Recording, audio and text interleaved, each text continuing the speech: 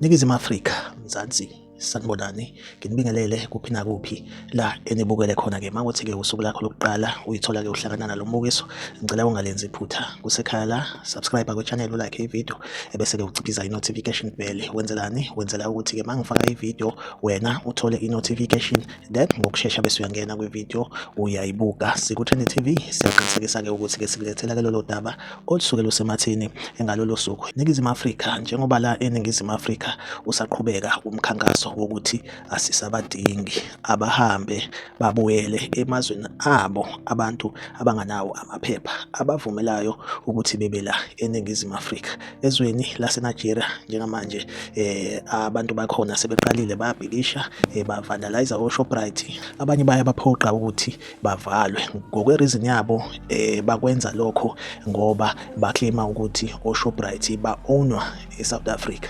Ngokwazi kwami nangendlela ngisearch ngayo ngitholile ukuthi-ke oShoprite ngoba bekhona eNigeria akusikhona ukuthi ba-ownwa la eSouth Africa, kodwa abantu baseNigeria bathenge i-franchise ukuthi bakwazi ukuthi nabo ba-owne oShoprite. So uPhakela Umthakathi-ke okuyena engasho ngithi njengamanje i-leader ye-March to March, okuyiyona inhlangano elwisana nokuthi-ke abantu bokufika abangekho emthethweni noma abanganawo amaphepha abavumelayo ukuthi bebe la eNingizimu Afrika abasikhulule beye emazweni abo bayobuya mase benawo amaphepha. uPhakela Umthakathi-ke usekhiphe i-statement, not i-official statement, but usekhiphe nje i-statement ekhasini lakhe laka Facebook ebanqumela ukugwayikatiki abantu aba-owna iy'tolo la eSouth Africa. Uthe umhla ka-30 awusahlangene nabantu baseNigeria, abantu baseNigeria abayivale bonke iy'tolo kusukela manje. Umhla ka-30 awusabathinta, umhla ka-30 wabantu abangaphandle abanganawo amaphepha ukuthi bebe la eNingizimu Afrika. But abantu baseNigeria specifically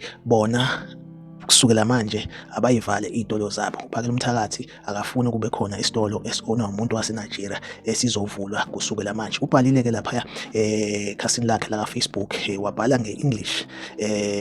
Iyayishaya English le ndoda le, angifuni ukuqamba amanga since ngimazi ewumuntu owuZulu.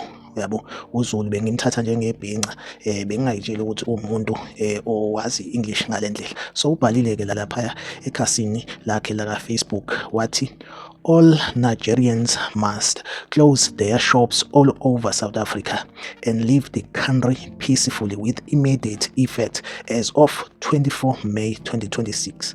They must not operate until the issue of Shoprite is resolved. We shall contact the Nigerian embassy very soon. Our country can never be held hostage by thugs and traffickers. Exceptionally, the 30 June 2026 does not apply to Nigerians anymore. Peaceful honor the request. Kubhaleke uPhakela Umthakathi umvukandaba ekhasini lakhe laka Facebook. Nquma ugwayikatiki enqumela-ke abantu baseNigeria abala eNingizimu Afrika ukuthi njengoba kumhla ka-24 May 2026 akube ukuthi-ke iy'tolo zabo ziyavalwa bonke abantu baseNigeria abanama-shops la eSouth Africa. Ngathi kwethu awulike ividiyo, usubscribe ku-channel, ucommente ku-comment section, ungitshele ukuthi kuthini ukuphawula kwakho ngalolu daba. Iziku-Trend TV izohlezi ikhona inilethela-ke iy'ndaba ey'sematheni usuku nosuku. Ngathi kwethu asihlangabezane kwividiyo elandelayo.